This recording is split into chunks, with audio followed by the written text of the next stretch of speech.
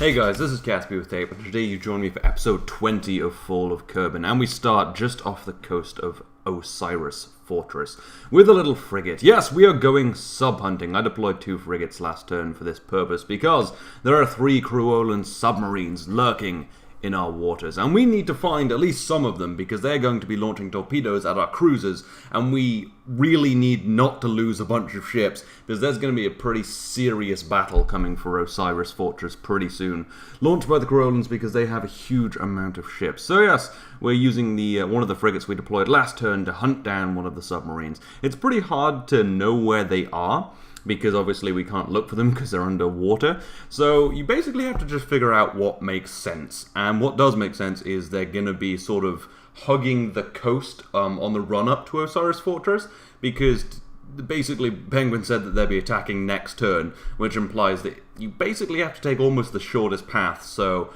the assumption is that they're going to be sort of hugging the coast on the way to Osiris Fortress, so that's the kind of place I'm checking. We can check a 5-kilometer radius with our sonar over there on the right. And yeah, we're just going to be just kind of going blind and waiting for blips on the sonar and really hoping that one pops up, because they're I think they're spaced out. So yeah, but eventually we get a little blip just on the edge of our radar up there, on our sonar up there, as you can see. Penguin always yells at me when I call it radar. He even renamed the part sonar so that I get it right. But yes, our sonar has picked up a submarine over there. So that's good, we found one. It didn't actually take that long, and it was kind of just right along my path. So we line up with it and we start heading toward it. However, annoyingly, for some reason, as I get close, it just drops off the sonar at about 2.5 kilometers away. Now, usually you would expect it to drop off of the sonar when you get right above it, because that's how sonar works or something. But 2.5 kilometers away makes it pretty difficult. So I kind of went in blind, sort of tried to time it, knowing how far it was away, and start dropping some depth charges when I think I'm above it. And I think I actually got pretty close here, but none of these depth charges hit because I couldn't be very precise. Now this presents a pretty big problem. If I can't get any sort of precision on my depth charge drops, we're gonna have trouble, you know, killing these submarines. However, there is a solution to that, but first let's just listen to the depth charges explode. Yes, it's the only real way we have to destroy these submarines, and that needs to happen. Yes, you can start hearing them explode under the water. You can actually see it a little bit. The Scatterer Ocean is pretty dark, but you can actually see through it. If the submarines are pretty close to the surface, you can actually see the submarines, but these ones are about 200 meters down, so we don't see them just by going over them. Anyway, so my solution to this was to bring in my other frigate and use the data link from the other frigate, the one that's just dropped its torpedoes. So this is going to head forward, being told where the submarine is by the frigate, which is about 3 kilometers back and can see the submarine. Well, can, you know, see the submarine with the sonar. So we start lining up and moving in to drop some depth charges, hopefully far more successfully. And actually we'll have a very precise, we'll know very precisely where it is, because it won't even drop off sonar when we're below it, because we're using the other ship's sonar. So yeah, I thought this was a pretty decent solution to it, and we start dropping some depth charges when we are right above it. I actually start dropping a little early, I think, but these will fall, and hopefully, if we're really lucky and I get this right, they'll destroy that submarine, which is good because those can knock out cruisers, and we don't have a lot of ships, and the Creolans do. Although the tactical map's always a little deceptive because Penguin puts it up on his turn, and he has a turn in hand because he goes first. So I always have a few more ships than it seems than in his tactical map. But anyway, that's just nature of how the game works. Anyway, the depth charges start exploding. It doesn't look like they're hitting right now, but then one goes off with an almighty explosion. That's not just a depth charge, that's a submarine blowing up. And it looks like we've got 4 hits on it, so that's got to be destroyed. I checked the little readout, and it looks like we've hit a lot of stuff. And you can actually see a few things moving under the water if you looked really closely just then. but things are still exploding, but eventually we should see some debris rise to the surface, which is what we want. That's always so satisfying to see a destroyed submarine rising to the surface. Yes, we did do this before. There it goes, popping up above the water. Yes, that is one submarine down. We are a little safer against the Kerbal invasion. I do quite enjoy sub-hunting. It is quite satisfying because it's kind of difficult to do almost. And yeah, there we go. Pretty good. Anyway, now we're just going to head over to Osiris Bay, where the last line of defense of the destroyed city is leaving, because Osiris Bay has been bombed into oblivion by the Kerolans. There isn't much point defending it now. I was defending it a little bit because it was a bit of a choke point towards Osiris Fortress, but for now we're just going to send what is left of the defenses over to Cathenia's Valley. And after a little drive, or a little bit of vessel maneuvering, we head up the hill and meet our centaur on the ridge, so that we can defend this next line of defense against the Kerolan invasion.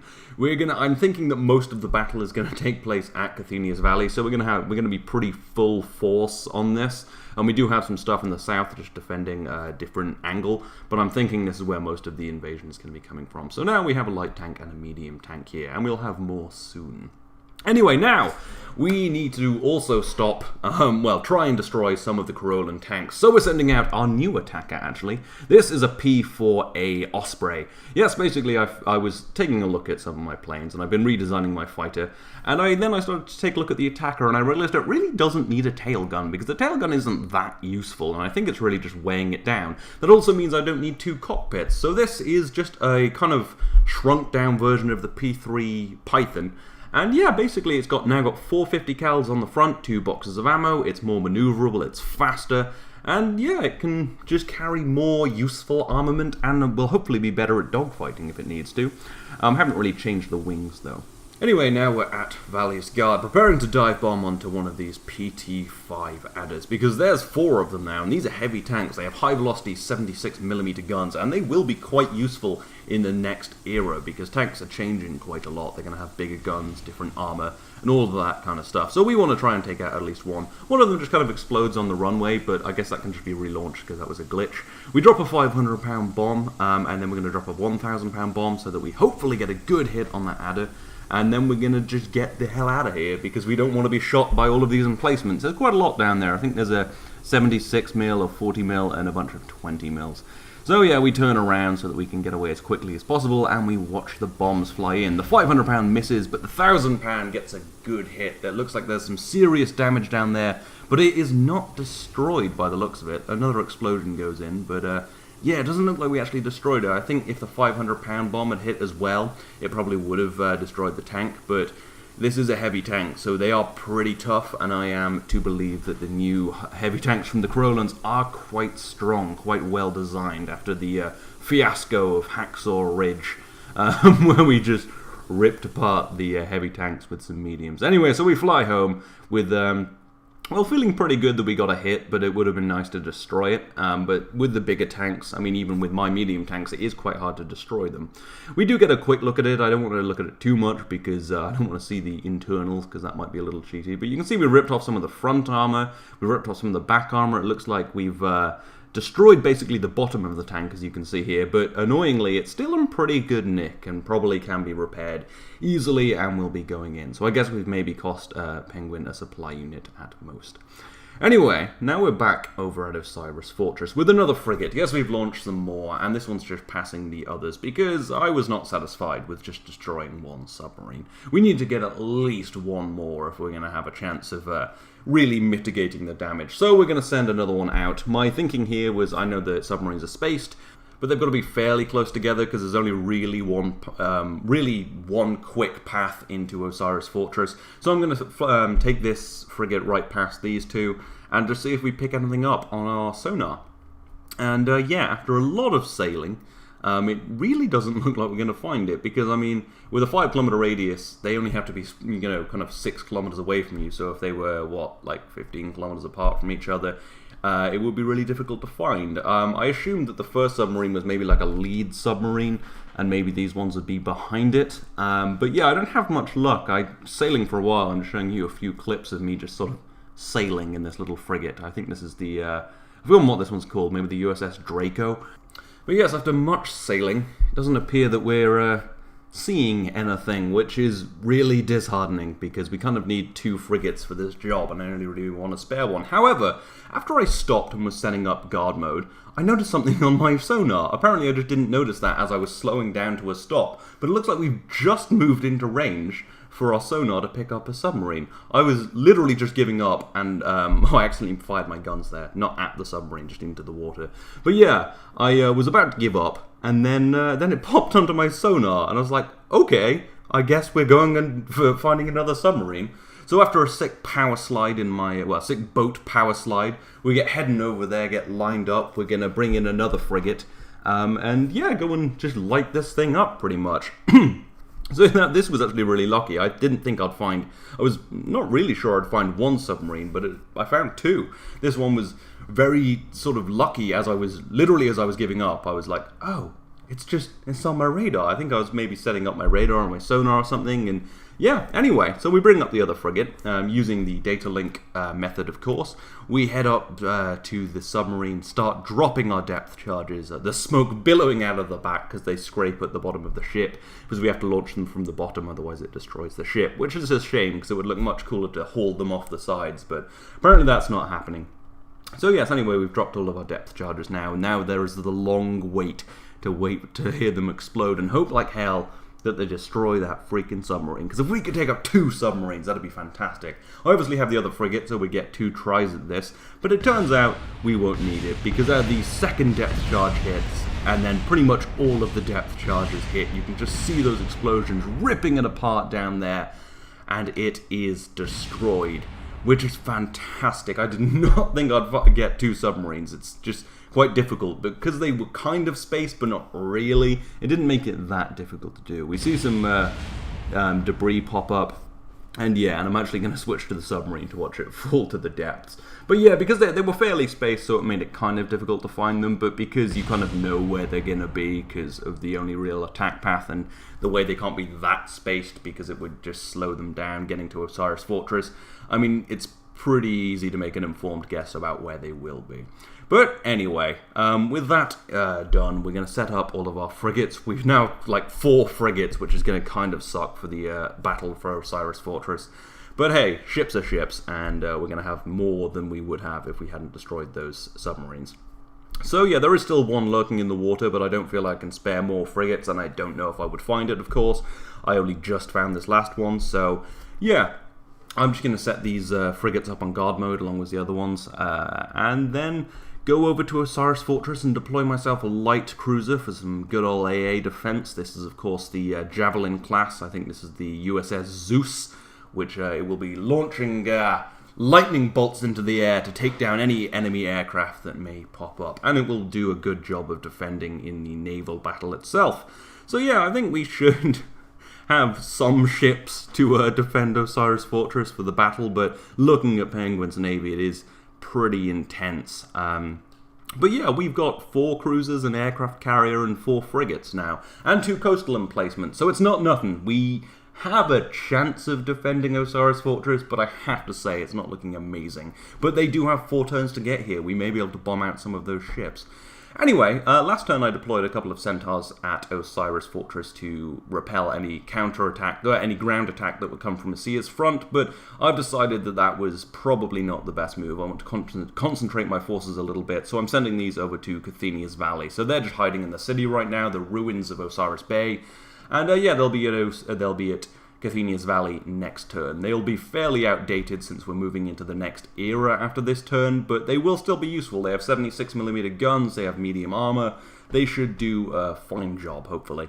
And yeah, so they're just going to sit here with them fairly minimal defenses, but they should be fine. And then talking of cities, we're just moving over to Rockdale, my southern city. We're continuing with Operation Don't Flank Me Bro, deploying a couple of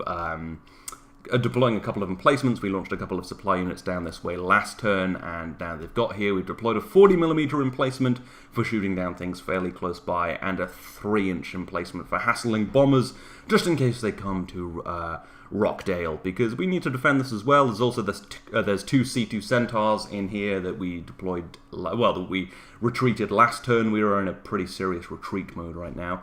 But anyway, shooting back up to Cathenia's Valley now, we've deployed a pretty serious defense, because this will probably be the main battleground. And along with my new attacker, we've created a new fighter, the S5F Sparrow. Yes, the S4F Falcon was a bit crap and hasn't served as amazingly, but this is much better, much more maneuverable, much faster at lower altitudes because it's using a Spitfire engine instead of that BF-109 engine, and it's generally just a much better aircraft. We probably could have used this earlier, but hey, better late than never. And also we'll probably be using this frame in late World War II. We've also deployed a pair of G1 Gorgons. Yes, we've created some heavy tanks. These have been a long time coming. I haven't really needed them much this era, but yeah, I've decided to deploy a couple of these because these are using a 152mm derp gun. Yeah, these are derp tanks basically. They also have a 50 cal machine gun, but yeah, they don't look massively like derp tanks, but they're pretty decent. They're a little bigger than the C2 Centaurs, but not massive. And yeah, G1 Gorgon, of course, kind of continuing with my naming based on Greek mythological animals. And yeah, I think these should, well, stave off irrelevancy in the next era. We also have used a couple of supply units to deploy a pair of 3-inch emplacements to hassle bombers and pretty much any planes, and actually probably shoot at tanks if they're rolling up this hill, because yeah, these are 3-inch guns. We've also, of course, got our C2 Centaur, which was deployed last turn. And along with that, an M3 Minotaur, which, well, that's the one that retreated today. So yeah, we've got a pretty decent defensive here, which is good. The smaller tanks might become a bit obsolete next turn because, well, next turn is the new era. Yes, late World War II. This is the end of Season 2, the end of early World War II, and we will be moving on next episode to late World War II. That'll be bigger tanks, well, maybe not even bigger tanks, but tanks with bigger guns, just a way better armor system. We're upgrading to 1.2. There's going to be obviously bigger ships, just planes with more guns, wonder weapons. We're going to have ourselves some V2s. We're going to have ourselves some freaking jet fighters. It's going to be pretty awesome, and yeah. And I'm really looking forward to it, but that will be next episode, of course. But there will be a little bit of a break between now and next episode. There's a lot of preparing to do. Well, Penguin's already done the mod pack and the rules, so that's good. But we have a lot of craft to build. We've got to build, well, basically all new tanks. I don't really need to build that many new aircraft. The fighters and the attackers will be the same as you see here, probably just with more guns sort of thing. Obviously new ships as well, we've got to do that. We've got to upgrade our ships, more guns, probably different ships, you know, battle cruisers and such. And yeah, there's a lot of cool stuff that we have to be building, and that will take a little while. But yes, this is the end of the episode. I'll stop rambling now, and of course it is also the end of the series, so thank you so much for watching. But if you want to go check out a couple more videos now, there's my most recent episode of Prison Architect. There's also my most recent episode of Subscriber Designs, in which we fly a freaking space telescope to space. That's pretty awesome. And there's also links to my Twitter, Twitch, and Patreon in the description if you're interested. But as always, I hope you've enjoyed this. This has been KSP with Tape. I will see you next time.